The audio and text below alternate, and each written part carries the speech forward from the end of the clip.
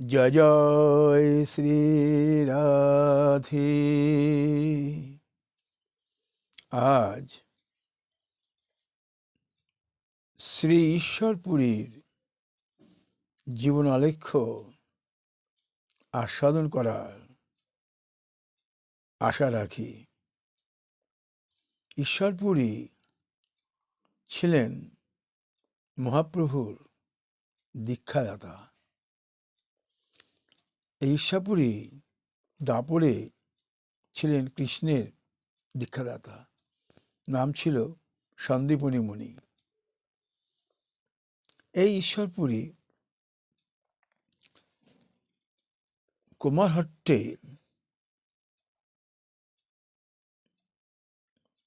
ব্রাহ্মণ পরিবারে জন্মগ্রহণ করেছিলেন। ঈশ্বরপুরীর নাম আর চৈতন্যদেবের নামের সহিত ওতপ্রোত বিজড়িত। সর্ব অবতার সার শিরোমণি মহাপ্রভু দীক্ষাদাতা ছিলেন এই ঈশ্বরপুরী। জন্মে জন্মে এদের সম্বন্ধ। কৃষ্ণ সন্দীপনী মুনি কৃষ্ণের দীক্ষাদাতা। এই যে পরম্পরা, এই যে পার্শ্বদ নিয়ে বিচরণ, পার্শ্বদ ভিন্ন কেউই এরা আসেননি কখন। একটি সর্বজন উপলব্ধ একটি বিষয়। কেউই পার্শ্বদ ছাড়া আসেননি। মহাপ্রভু এলেন, সব পার্শ্বদ নিয়ে এলেন। আজকে আপনি দেখুন, সার্বভৌম দেখুন, প্রকারানন্দ, তুঙ্গবিদ্যা, সার্বভৌম, এরা সকলেই ছিলেন তার পার্শ্বদ।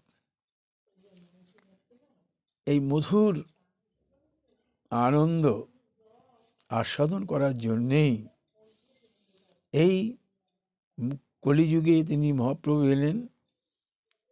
এই মধুর তার আনন্দের রসের সাগর যা লুপ্ত ছিল, সেইটিকে আমাদের চোখের সামনে উদ্ভাসিত করলেন। আবার এমন আচরণ করলেন যে সাধারণ লোককে জানাইবার উদ্দেশ্যে আপনি আচরি ধর্ম সবাইকে তিনি শিক্ষা দিলেন। আচরণই আচরণ ধর্ম। স্বয়ং কৃষ্ণ আপনি আচরণ করলেন, নর জীবন, দীক্ষা নিলেন, সন্ন্যাস নিলেন।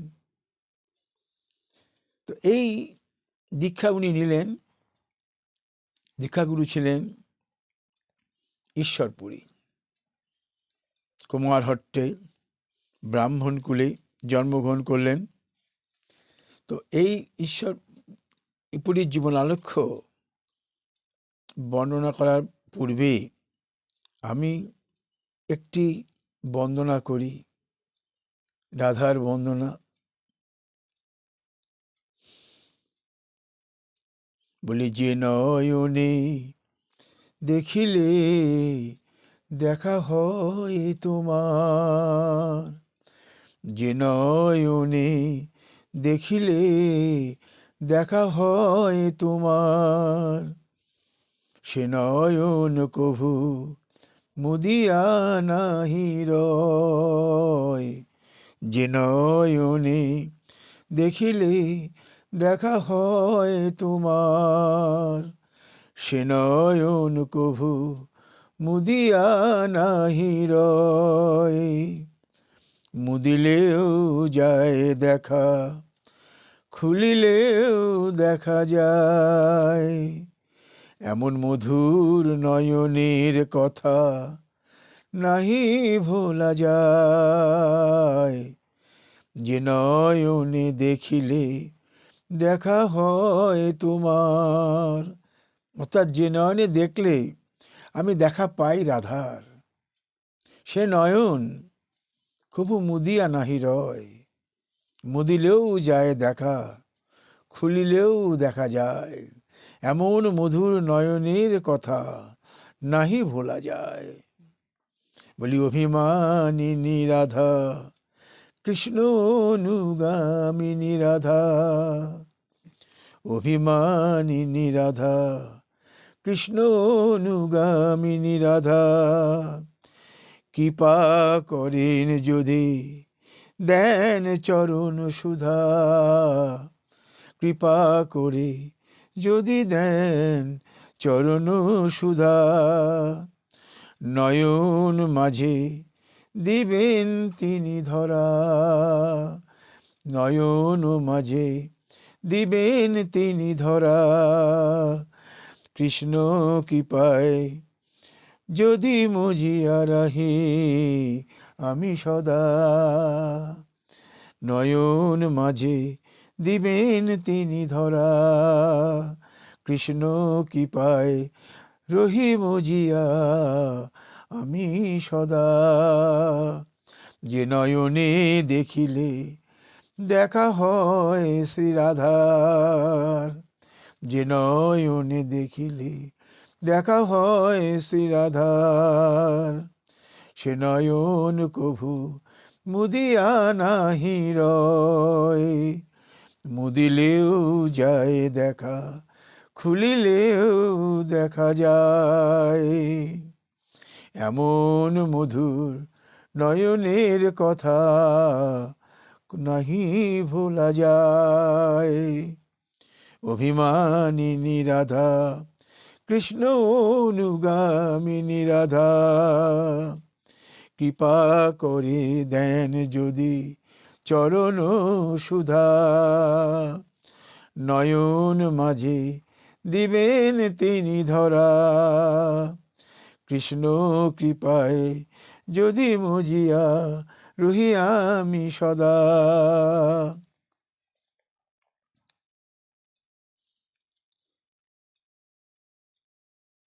ঈশ্বরপুরী যখন কুমারহট্টে জন্মগ্রহণ উনি জন্মগ্রহণ করেন, এবং যখন নিমাই পণ্ডিতের প্রভায় নবদ্বীপ উদ্ভাসিত, পণ্ডিত মণ্ডলী স্তম্ভিত, ঠিক সেই সময় ঈশ্বরপুরী নবদ্বীপে আগমন করেন।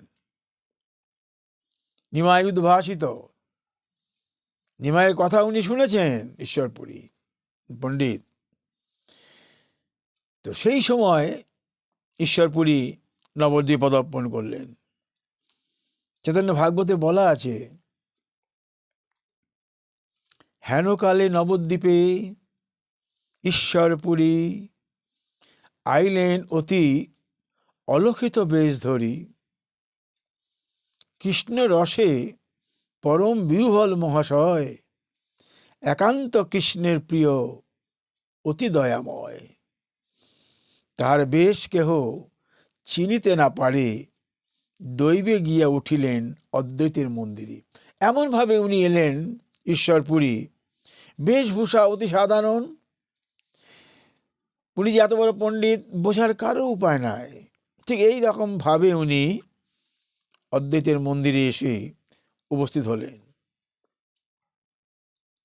অদ্বৈত বলেন, ওই ভাগবত, শ্রীমৎ ভাগবতে, চৈতন্য ভাগবতে বলা আছে, বৃন্দাবন দাস ঠাকুর লিখেছেন, অদ্বৈত বলেন, বাপ তুমি কোন জন, বৈষ্ণব সন্ন্যাসী তুমি, হেন লয় মন, বলেন ঈশ্বরপুরী আমি ক্ষুদ্রাতম, দেখিতে আইলাম তোমার চরণ।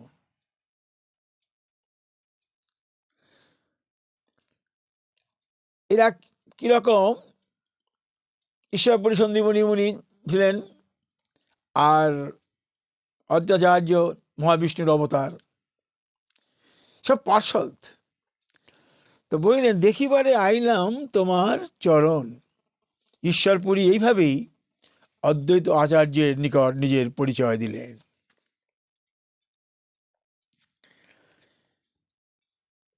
নবদ্বীপে থাকেন ঈশ্বরপুরী।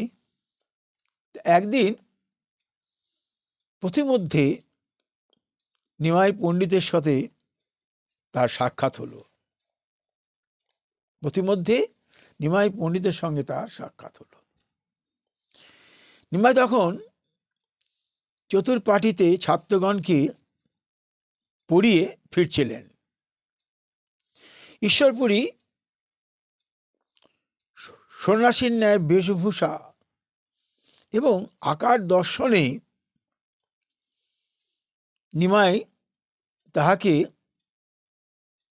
প্রণাম করলেন। ঈশ্বরপুরী দেখলেন এক অনিন্দ্য সুন্দর তপ্তকাঞ্চন যুবক তাকে প্রণাম করছেন। বিদ্যা, বুদ্ধি, প্রতিভা, ভক্তি, প্রেম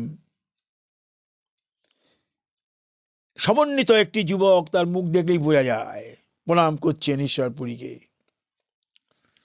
যেন যুবকের মুখমণ্ডল থেকে তার বিদ্যা, বুদ্ধি, প্রতিভা, প্রেম একত্রিত, পুঞ্জীভূত, প্রকাশিত। ঈশ্বরপুরী ইতিপূর্বে নিমাইয়ের পণ্ডিতের কথা শুনেছেন। এখন চাক্ষুষ দেখিতে পেয়ে মনে মনে ভাবলেন, নিশ্চয়ই এই যুবক নিমাই পণ্ডিত হবে। তিনি প্রকাশ্যে জিজ্ঞেস করলেন, হে পণ্ডিত, তোমার নাম কি? নিমাই হাসিয়া বললেন, দাসের নাম নিমাই। ঈশ্বরপুরী বিস্মিত হয়ে বললেন, ও তুমি সেই বিখ্যাত নিমাই পণ্ডিত।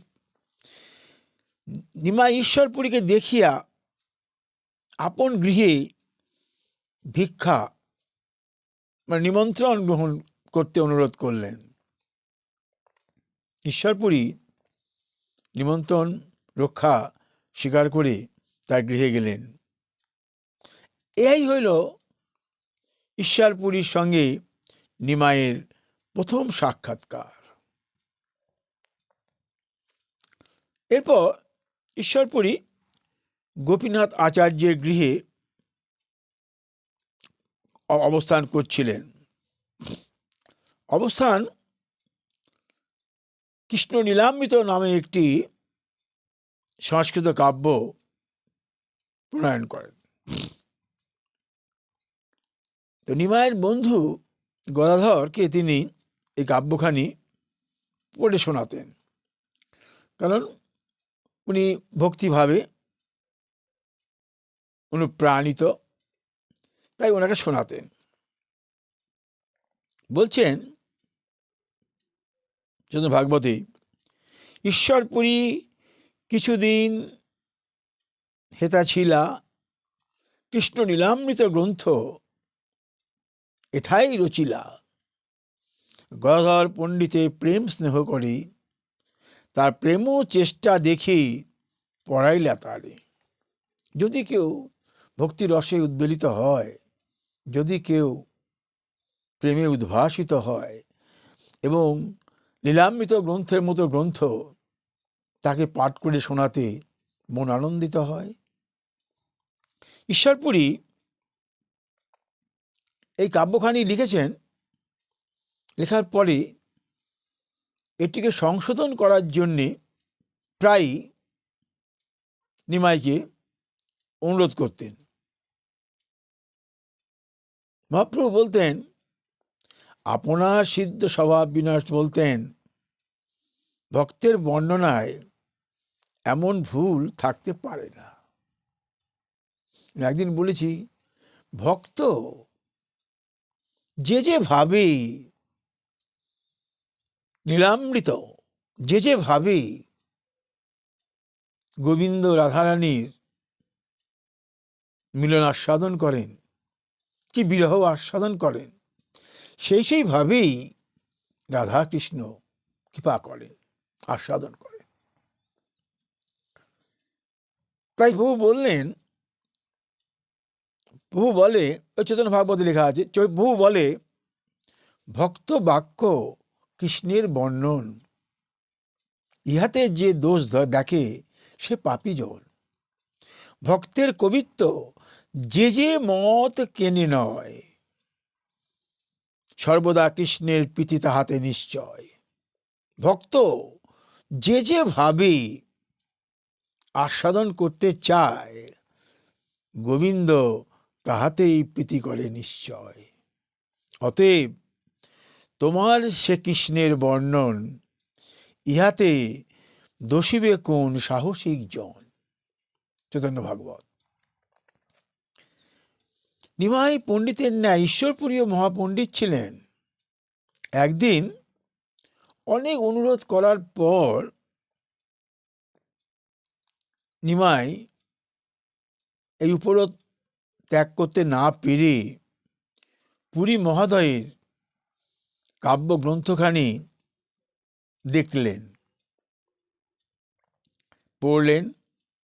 এক জায়গায় ঈশ্বরপুরী আত্মনৈপদী কথাটা ইউজ করেছিলেন, আত্মনৈপদী। তো এখানে মহাপ্রভু ওই আত্মনৈপদী তাকে করে উনি পরস্যইপদী বসবে এ কথা বললেন। তো পরদিন নিমাই আসলে ঈশ্বরপুরী বললেন, তাই তো পণ্ডিত, তুমি পরস্যইপদীর উল্লেখ করিয়াছ, সেখানে আত্মনৈপদী থাকিবে। এই বলে ঈশ্বরপুরী নিজের পক্ষের কিছু যুক্তি দেখালেন। নিমাই মনে মনে ঈশ্বরপুরীর ভ্রান্তি, উনি তো নিজে কৃষ্ণ, মনে মনে ঈশ্বরপুরীর ভ্রান্তি বুঝতে পারলেও তিনি বাঞ্ছা কল্পতরু ছিলেন, ভক্ত প্রাণে বাধা না দেওয়াই স্বভাব সিদ্ধ ছিল তার। তাই তিনি ভক্তকে প্রাধান্য দিয়ে নিজের পরাজয় স্বীকার করলেন। এরপর ঈশ্বরপুরী নবদ্বীপ পরিত্যাগ করেন। 2-3 বছর পরে গয়াধামে নিমাই পণ্ডিতের সঙ্গে তার সাক্ষাৎকার। নিমাই পণ্ডিত গয়াধামে বিষ্ণু পাদপদ্ম দর্শন করতে গিয়েছেন এবং যে পাদপদ্ম দর্শন করার জন্যে যোগী ঋষি মুনি সকলে পাগল, নিমাই সেই পদ দর্শন করতে গেছেন, নিজে গোবিন্দ, কিন্তু এখানে উনি আচরণ করছেন, নরলীলা করছেন। দেখিয়া তার সমস্ত দেহ অভূতপূর্ণ ভক্তি রসে আপ্লুত হইল। দুনয়ন দিয়ে প্রেমাশ্রু বিগলিত হইতে লাগিল। নবদ্বীপের সেই উদ্ধত পণ্ডিত নিমাই এতদিন প্রচ্ছন্নভাবে ভক্তি প্রেমের যে বিশ্বাস ছিল, কল্পনাও করতে পারা যায় না। পাণ্ডারা এই নবীন পণ্ডিতের অসাধারণ ভগবত নিষ্ঠা দর্শন করে বিস্মিত হয়ে গেল। নিমাই একেবারে সংজ্ঞাহীন হয়ে পড়লেন, বিষ্ণুর পাদপদ দর্শন করে সংজ্ঞাহীন। সেই সময় ঈশ্বরপুরী ওই মন্দিরে উপস্থিত ছিলেন। তাকে দেখে নিমাই লুপ্ত সংজ্ঞা ফিরে আসিল। ঈশ্বরপুরীর সহিত নিমাইয়ের পুনরায় মিলন। অদ্বৈত প্রকাশে বলা আছে, তবে কিছুদিন পরে শ্রী শশীনন্দন পিতৃকার্যে গয়াধামে করিলা গমন, ভক্তি করে গদাধরে পদে পিণ্ড দিলা, তাই ঈশ্বরপুরীর সহিত সাক্ষাৎ পাইলা। পুরীরাক্ষে দেখি নিমাই দণ্ডবত কইলা, তাহা সসম্মানে গৌরচন্দ্রে আলিঙ্গিলা, এবং ঈশ্বরপুরী গৌরচন্দ্রকে আলিঙ্গন করলেন। তো গয়াধামে একদিন অবস্থান করা কালে মহাপ্রভু স্বহস্তে রন্ধন করছিলেন। আপনার মতো চাউল যতটুকু লাগে নিয়ে উনি রন্ধন করে সেবায় বসবেন। এমন সময় ঈশ্বরপুরী তথায় উপস্থিত হলেন। মহাপ্রভু তাহাকে সেবেলা ভিক্ষা আমন্ত্রণ গ্রহণ করতে বললেন। ঈশ্বরপুরী বললেন, তাও কি হয়? তুমি নিজের মতো করে 2টি অন্ন রন্ধন করেছ, আমি কি গ্রহণ করতে পারি? মহাপ্রভু বললেন, সেজন্য আপনার ভাবতে হবে না, আমি পুনরায় রন্ধন করিয়া লইব। ঈশ্বরপুরী বলেন, না, তা হইবে না। তুমি নিতান্তই যদি না ছাড়ো, যে অন্ন রাঁধিয়াছ তুমি, 2 জনে সমান করি ভাগ করি লই। মহাপ্রভু সন্তুষ্ট, তাতে সম্মত হলেন না। ঈশ্বরপুরীকে সেই অন্ন দিয়ে ভোজন করালেন। তিনি পরে আবার অন্ন রন্ধন করলেন। এখানে বলা আছে, বিষ্ণু ভাগবতে প্রমাণ আছে, প্রভু বলে, যবে হইল ভাগ্যের উদয়, এই অন্ন ভিক্ষা আজি করো মহাশয়। হাসিয়া বলেন, পুরী তুমি কি খাইবে? প্রভু বলে, আমি অন্ন রাঁধিবাও এবে। পুরী বলে, কি কার্য করিবে আবার পাক? যে অন্নে আছে করো 2 ভাগ। এই ঘটনার পর নিমাই গয়াধামে বসে ঈশ্বরপুরীর নিকট দীক্ষা গ্রহণ করলেন। ঈশ্বরপুরীকে প্রণাম করে মহাপ্রভু বললেন, আজ আমাকে উদ্ধার করে বড় কৃপার পরিচয় দিলে। পুরী কহে, তত্ত্ব জানি না করিও দৈন্য, জীব শিখাইতে ধরায় আইলা অবতীর্ণ। স্বতন্ত্র ঈশ্বর তুহু চিদানন্দময়, তব মায়ানাট কার ভ্রম নাহি হয়। নিমাই ছাড়িবা পাত্র নয়। তিনি ঈশ্বরপুরীকে গুরু করিয়া প্রণাম করতে লাগিলেন। পুরী দেখলেন, এ তো মহাবিপদ। ব্রহ্মা বিষ্ণু শিবাদি দেবতাগণ যার চরণে সর্বদাই প্রণাম করিতে উন্মত্ত, যোগী ঋষি মুনিগণ যাহার অনুগ্রহ কাঙ্ক্ষায় নিভৃত তপবনের এক প্রান্তে বসে নিষেদিন আরাধনা করেন, সেই গৌরাঙ্গকে যদি পায়ের ধুলে দিতে হয়, তাহলে আমার তো খুব অসুবিধে। লোকে না জানুক, চিনুক। ঈশ্বরপুরী চিনতে পারিয়াছিলেন যে মহাপ্রভু গৌরাঙ্গ সাক্ষাৎ কৃষ্ণের অবতার।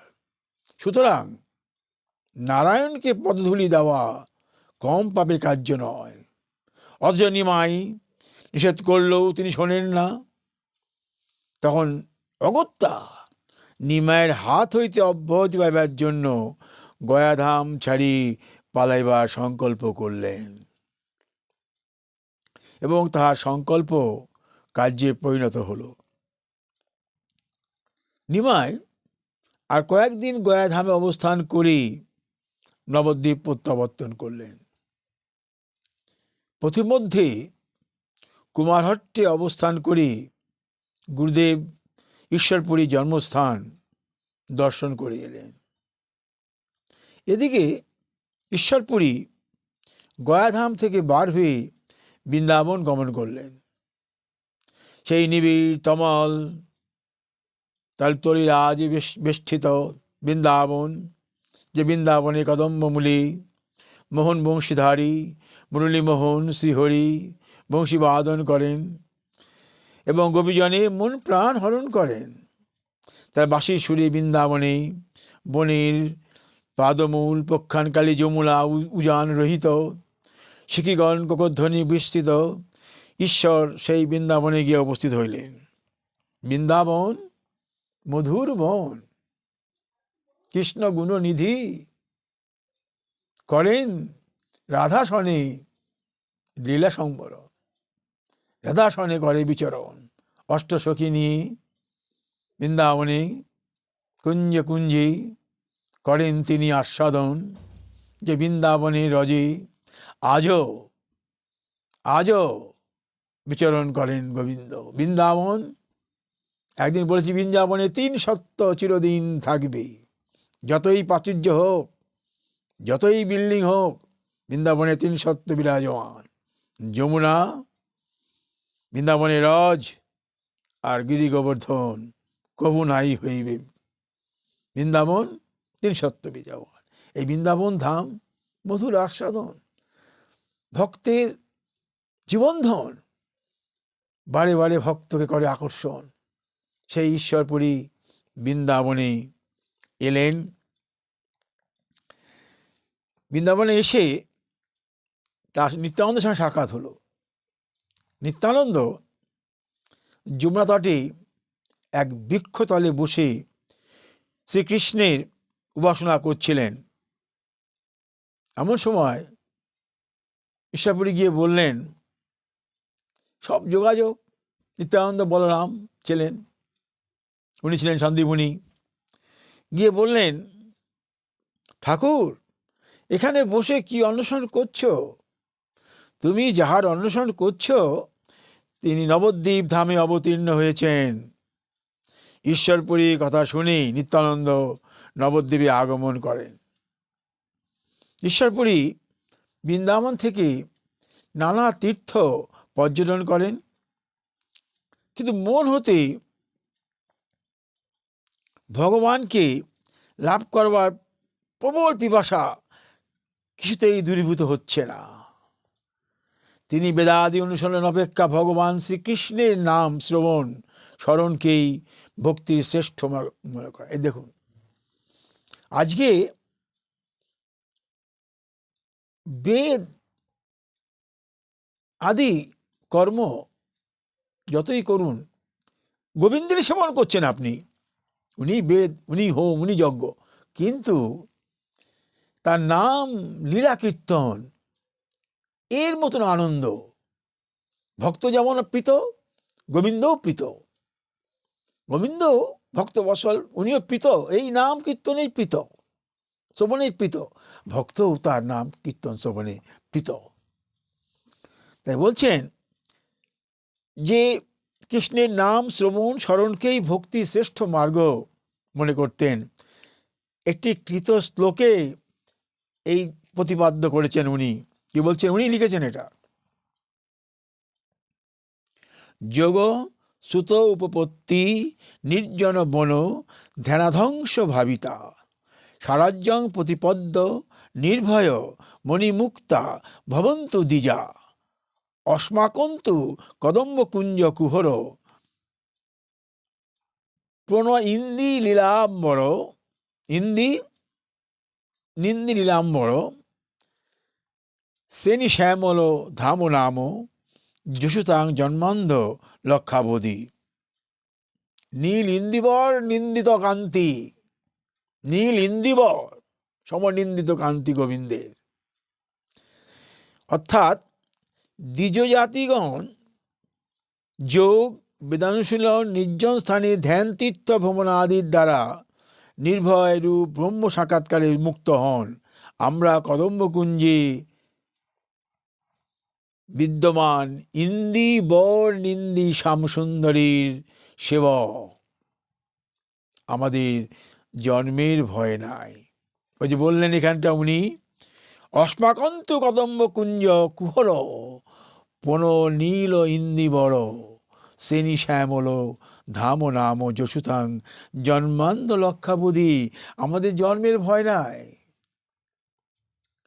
এই কথাটা যে বললেন উনি, জন্মের ভয় নাই মানে আমরা এই যে ব্রহ্ম সাক্ষাৎকারে মুক্ত হন বলেছেন, আমরা কদম্বকুঞ্জে বিদ্যমান ইন্দিবর নিন্দি শ্যামসুন্দরের সেবক, আমার জন্মের ভয় নাই। অর্থাৎ কি, আমরা যতদিন না গোবিন্দের চরণ প্রাপ্তি হচ্ছি, যথা হইতে আসিয়াছি তথায় গমন, বা যতদিন আমরা আমাদের সেই পরম প্রাপ্তি যে ধাম গোলক যেতে পারছি, ততদিন তো আমরা আসবো যাব। সুখদেবের সেই মধুসূদন স্তোত্র পড়লেই বুঝতে পারবেন, আসবো যাব। তো আমরা সেই ধামে যখন যাব, যতদিন সেই জন্মের আমার ভয় নাই। জন্মের কিসের ভয়? আমি যদি আমার পীতাম্বর নীলঘন শ্যাম সুন্দর চরণ যদি আমি করি স্মরণ, প্রতি জন্মে যদি করি স্মরণ, কিসের ভয়? জন্মের তো ভয় নেই। যতদিন না আমি গোবিন্দ চরণ পাচ্ছি, আমি নীল ইন্দিবর নিন্দি শ্যামকান্তি, আমি ভজন সাধন করব, কিসের জন্মের ভয়? তার সাথে আলাপন করব, তার সঙ্গে নৈকট্য আস্বাদন করব, তাতে রমণ করব, তার কথা জনে জনে প্রচার করব, এই তো ভজন। এই ভজনের কিসের ভয়? কোনো ভয় নাই। তাই বললেন জন্মে আমার ভয় নাই। অতঃপর পাণ্ডারপুর নামক তীর্থক্ষেত্রে গমন করে ঈশ্বরপুরী দেহত্যাগ করেন। ইহার কিছুদিন পর মহাপ্রভু সন্ন্যাস গ্রহণ করি নীলাচলে গমন করেন এবং দাক্ষিণাত্য ভ্রমণে বহির্গত হন। দাক্ষিণাত্য ভ্রমণ করে পুনরায় নীলাচলে প্রত্যাবর্তন করেন। সেই সময় গোবিন্দ দাস নামে এক ভক্ত চৈতন্যদেবকে প্রণাম করে বললেন, আমার প্রভু ঈশ্বরপুরী দেহত্যাগকালে নীলাচলে এসে আপনার পদসেবা করবার জন্যে আদেশ দিয়ে গেছেন। ঈশ্বরপুরী যখন দেহত্যাগ করলেন তখন তার সেবক ছিল গোবিন্দ, তাকে বলল, তুমি নীলাচলে যে মহাপ্রভুর তুমি চৈতন্যদেবের সেবা করবে এবং আমার অন্যতম গুরু ভাই কাশীশ্বর শীঘ্র আপনার চরণ সকাশে উপনীত হবেন, কাশীশ্বরও আসবেন বলে মহাপ্রভুর কাছে বললেন। ঈশ্বরপুরীর ভিত্ত গোবিন্দ মোর নাম, এটা চৈতন্য ভাগবত বলছে, ঈশ্বরপুরীর ভিত্ত গোবিন্দ মোর নাম, পুরী গোসাই আজ্ঞায় আইনু এই স্থান। সিদ্ধিপ্রাপ্তকালে গোসাই আজ্ঞা কইল মোরে, কৃষ্ণ চৈতন্য নিকট রহি সেব তাই যারে, সেব যাই তারে। কাশীশ্বর আসিবেন তীর্থ দেখিয়া, প্রভুর আজ্ঞায় তোমার পদে আইনু ইহা। চৈতামৃত। তো গোবিন্দ দাস যখন মহাপ্রভুর নিকট আগমন করেন তখন সার্বভৌম ভট্টাচার্য তার নিকট ছিলেন। এই সার্বভৌমকে, সার্বভৌম ছিলেন আগে বৃহস্পতি, গুরু বৃহস্পতি। তো সার্বভৌম তার নিকটে ছিলেন। তিনি মহাপ্রভুকে জিজ্ঞাসা করলেন, পুরী গোসাই, সার্বভৌম মহাপ্রভু জিজ্ঞেস করলেন, পুরী গোসাই কিরূপে শূদ্র সেবক রাখিলেন? তখন প্রভু বলেন, প্রভু কহে, ঈশ্বর হয় পরম স্বতন্ত্র, ঈশ্বরের কৃপা নহে বেদ পরতন্ত্র। ঈশ্বরের কৃপা জাতি কুলাদি না মানে, বিদুরের ঘরে কৃষ্ণ করিলা ভোজনে। সার্বভৌম মহাপ্রভুকে বলছেন যে ঈশ্বরপুরী একজন ব্রাহ্মণ, তিনি গোবিন্দের মতন একজন শূদ্র সেবক রাখলেন কি করে? মহাপ্রভু বলছেন, ঈশ্বর পরম স্বতন্ত্র, ঈশ্বরের কৃপা নয় বেদ পরতন্ত্র। বেদের উপর নির্ভর করে ঈশ্বরের সেবা হয় না। ঈশ্বরের নাহি আছে জাতিকুলো বিচার।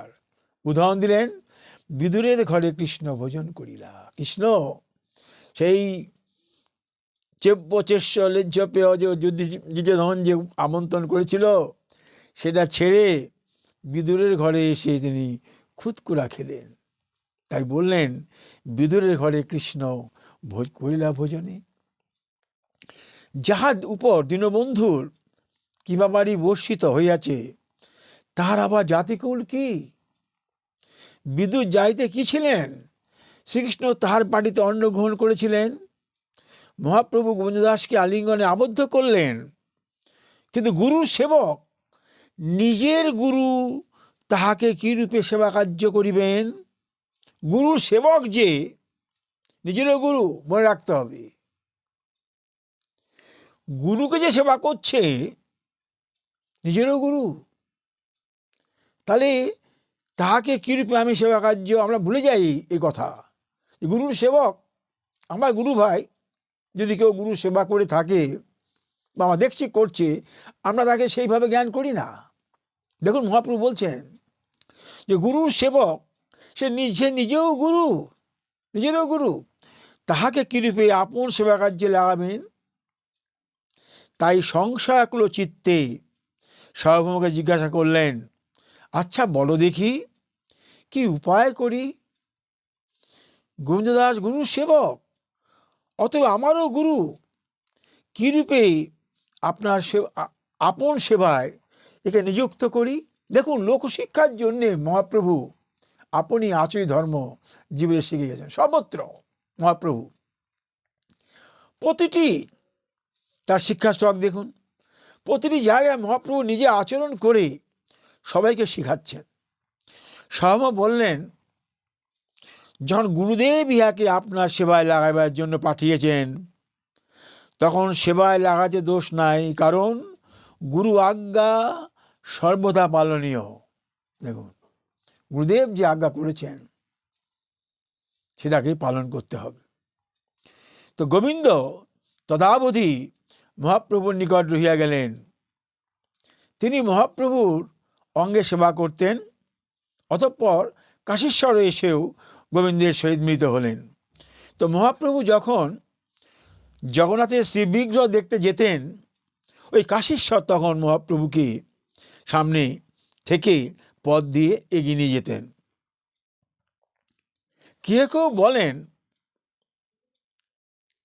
ঈশ্বরপুরী যে বললেন অদ্বৈতাচার্যকে আমি ক্ষুদ্রতম, কেউ বলেন হয়তো ঈশ্বরপুরী প্রকৃত শুদ্ধ ছিলেন, কিন্তু সার্বভৌম মহাপ্রভু জিজ্ঞাসা করিলেন, পুরী গোসাই কী পরে শুদ্ধ হইবেন, শুদ্ধ রাখিলেন কী প্রকারে শুদ্ধ সেবক রাখলেন। যখন জিজ্ঞাসা করলেন তখন এটি মহাপ্রভু ইঙ্গিত দিলেন, অদ্বৈতের নিকট পরিচয় দিয়েছিলেন যেটা, বলেন ঈশ্বরপুরী আমি ক্ষুদ্রতম, তোমারে দেখিতে আইলাম তোমার চরণ। এই ক্ষুদ্রতম কথাটি শুদ্রাসম নয়, ক্ষুদ্রতম উনি বিনয়ের সঙ্গে গোসাই বলেছিলেন। এই হলো ঈশ্বরপুরী। আজ মহাপ্রভুর মতন পণ্ডিত, মহাপ্রভু ইনি স্বয়ং ঈশ্বর, তার দীক্ষাদাতা ঈশ্বরপুরী। তিনি আগের জন্মে কৃষ্ণের ছিলেন, দীক্ষাদাতা সন্দীপমুনি মুনি। তার চরিত্র কথা কিঞ্চিত আমি আস্বাদন করলাম। আমি একটি রাধারানীর চরণ বন্দনা করি আজ শেষ করি। হে রাধারানী, তোমার মধুর বদন প্রভাতে করি স্মরণ, তোমার মধুর বদন প্রভাতে করি স্মরণ, তোমার কমল চরণ হৃদয়ে করি ধারণ, তোমার হরিণ নয়ন মোর ভজন জীবন, তোমার হরিণ নয়ন মোর ভজন জীবন, তোমার কর্ণ কুণ্ডল মোর ভক্তি রত্নধন, তোমার কর্ণ কুণ্ডল মোর ভক্তি রত্নধন, তোমার মন মাধুরী সবে করে বন্ধন। রাধারানীর মনোমাধুরী সবাই বন্দনা করেন, ব্রহ্মা আদি শিব যত আছে বন্দনা করেন। তোমার মনোমাধুরী সবাই করে বন্দন, কৃষ্ণ গুণনিধি মদন মোহন, আস্বাদনে নাহি পায় অবধি তখন। তোমার মনোমাধুরী সবাই করে বন্দন, কৃষ্ণ গুণনিধি মদন মোহন, আস্বাদনে নাহি পায় অবধি তখন, করে তব চরণ দুটির বন্দন। গোবিন্দ সারা জীবন আস্বাদন করে রাধারানীর চরণের, রাধারানীর মনোমাধুরী করতে পারলেন না, তাই নবদ্বীপে এসে জন্মগ্রহণ করলেন। এই গম্ভীরায় 18 বৎসর উনি ওই রাধারানীর ভাব আস্বাদন করলেন। সম্মুখে স্বরূপ দামোদর, রামানন্দ, আগের জন্মে ললিতা বিশাখা, আর উনি রাধা ভাবে ওই 18 বৎসর উনি করে গেলেন। রাধার কাছে যে ঋণ ছিল, রাধার যে ঋণ, প্রেম সুধার যে ঋণ, সেইটি আস্বাদন করার জন্যেই গৌর জন্ম। প্রেম বিলালেন। আর উনি বলেছেন তো, 3টি কারণে আমি নবদ্বীপে জন্মগ্রহণ করেছি। রাধার প্রেম মহিমা কিরূপ, প্রেমাবেশে তিনি যা আস্বাদন করেন তার কি ধরন, আর আমি যে আনন্দ অনুভব করি সেই আনন্দ উনি কিভাবে রসায়ন করেন নিজের মনের মধ্যে। গোপী প্রেমে উনি ছিলেন ঋণী, রাধার প্রেমে উনি ঋণ, সেই ঋণেই উনি শোধ করার জন্যই তো নবদ্বীপে এলেন। তাই আমি গানখানি লিখেছি, তোমার মধুর বদন প্রভাতে করি স্মরণ, তোমার কমল চরণ হৃদয়ে করি ধারণ, তোমার হরিণ নয়ন মোর ভজন জীবন, তোমার কর্ণ কুণ্ডল ভক্তির রত্নধন, তোমার মনো মাধুরী সবাই করে বন্দন, কৃষ্ণ গুণনিধি মদন মোহন, আস্বাদনে নাহি পায় অবধি যখন, করে তোমার চরণ দুটি বন্দন। হে রাধারানী, তোমার নূপুর ধ্বনি শুনিব কি আমি কখন, মুই অধম এই করি প্রার্থন, তোমার নূপুর ধ্বনি শুনিব কি আমি কখন, মোর চিত্ত প্রাণ সদা করিছে স্মরণ, তোমার মধুর বদন প্রভাতে করি স্মরণ, তোমার কমল চরণ হৃদয়ে করি ধারণ, তোমার হরিণ নয়ন মোর ভজন জীবন, তোমার কর্ণ কুণ্ডল মোর ভক্তি রত্নধন, তোমার মনো মাধুরী সবাই করে বন্দন, কৃষ্ণ গুণনিধি মদন মোহন, আস্বাদনে নাহি পায় অবধি যেমন, করে তবু চরণ দুটি বন্দন। আজ আমি এখানে শেষ করি। যদি কৃপা হয় আপনাদের, দেখি রাধারানী কৃপায় আগামী দিন যা বলাবেন আমি তাই বলবো।